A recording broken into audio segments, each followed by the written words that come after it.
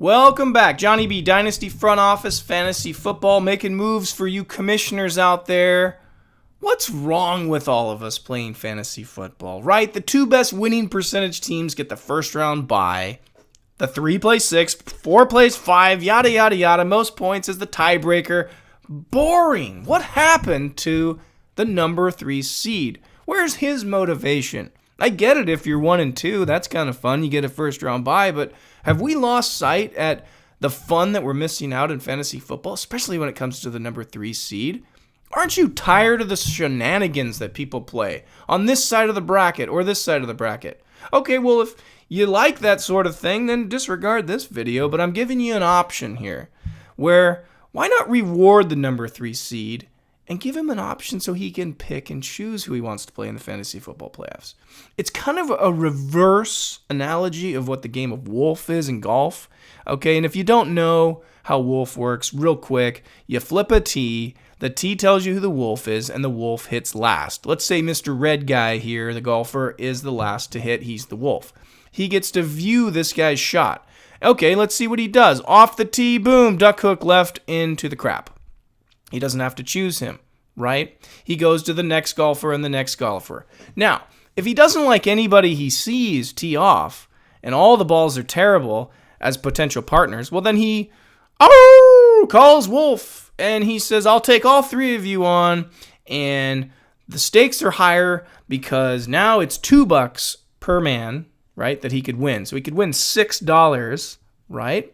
Or he could lose 3. So it's kind of a fun game, but the analogy I'm starting to talk about is maybe a little reverse of that game in Wolf, but kind of similar to where, what if you played a little bit of Wolf on the waiver wire smack board? In other words, it's a log jam.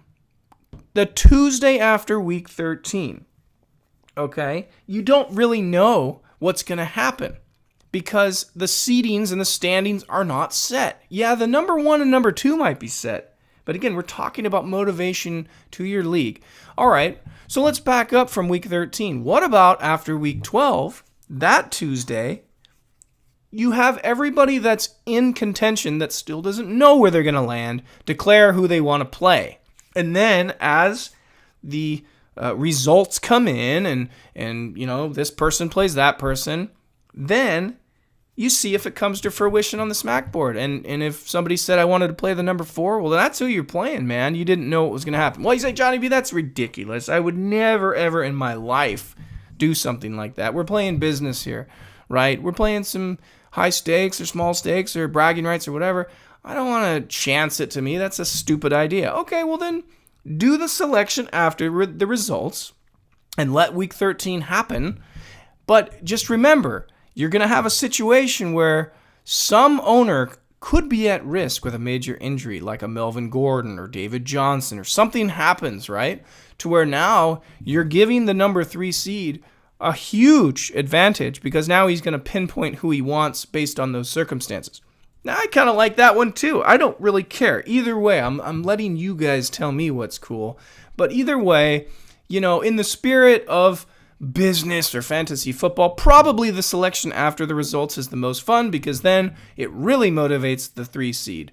The other version, posting on the smackboard who you'd like to play, I think what that does is it engages all the owners. So it's up to you on how you want to do this, but for crying out loud, let's try to incentivize these folks on what's going to, you know, make the league better instead of the shenanigans where people intentionally tank on one side of the bracket to get on that side of the street to play whatever. And typically in fantasy football, don't you know it, this guy never wins, right? It happens, but typically it's somebody like a dark horse, number 4 or the number 3 that wins the league. And so a couple options for you.